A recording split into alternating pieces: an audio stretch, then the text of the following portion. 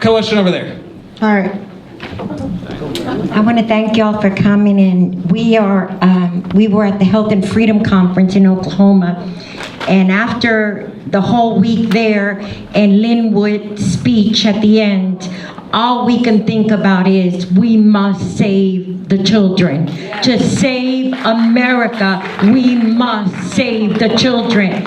To save the children, like that young lady said, we need the power of Jesus Christ. The power that raised Jesus from the dead is within each and every one of us. We must take a stand. We must pray like our life depends on it, because it does. Thank you, and God bless. Well, with all due respect, this little Jewish girl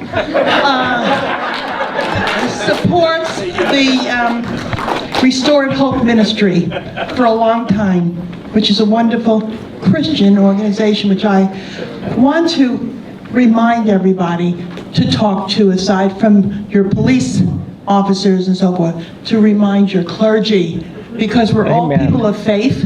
Yes, amen. And Amen. I'm tired of seeing Black Lives Matter signs on churches. Yes. I have Save the Persecuted Christian banners in my house, which I can't seem to get the churches to put up. I have it on my property on Harvest Hill, and they think it's a church. It's a little townhouse. Save the Persecuted Christians. And I don't see the ministers and the rabbis left the synagogue because they're having a Ramadan dinner.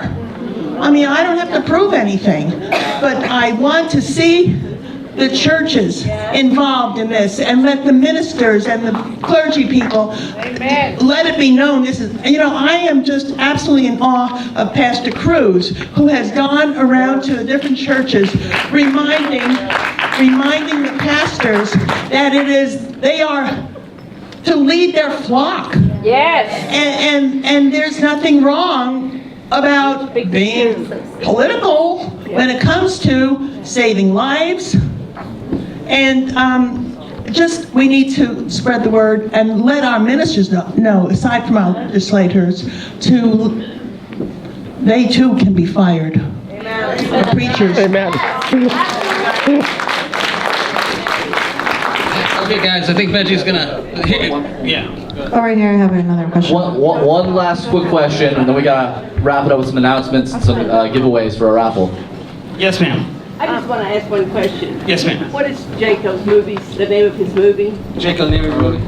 That's the film you saw. It's called 8 Days. 8 Days.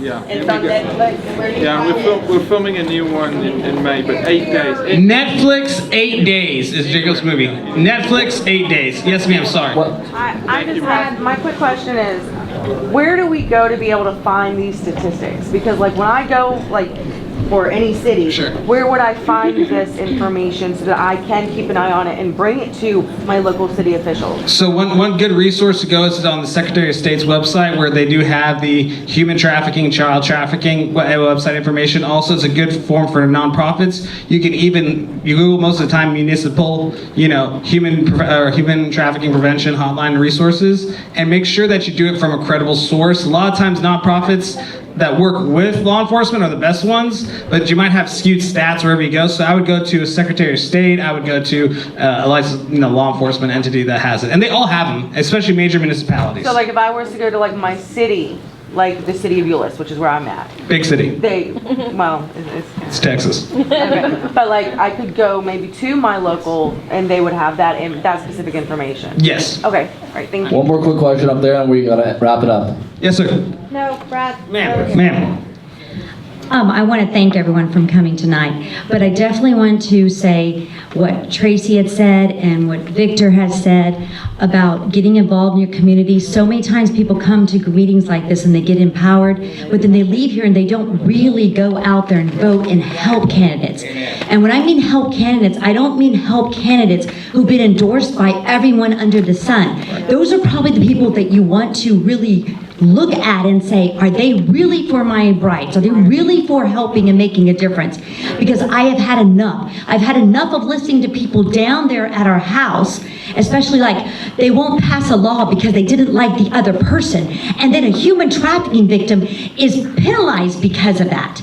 We need to get them out of office. I mean, clean house. No more of these people that, like you were saying, come sit next to me because you're a senator. I am sick of the John Cornyn's being that way. I don't give a care about you. I'm sick of paying your yacht bill and everything else. Do you understand how this works? You don't go into politics to make money. You go there to work for we the people. Who's your state senator? Had enough of it. Right? I want everybody heard it, right? Then all y'all gotta do is message your state, your representative, your state senator, your congressman, and senator, every one of y'all. Because that rage doesn't just continue within, it's gotta be put in writing, make the phone calls, and doing the action. Exactly. Does that make sense? Yes. And Lindsey Graham is a traitor. And you go down to their office. And you go down to their office. If you got the time to do it, go down to their office. Let's give all of our speakers a big round of applause, everybody.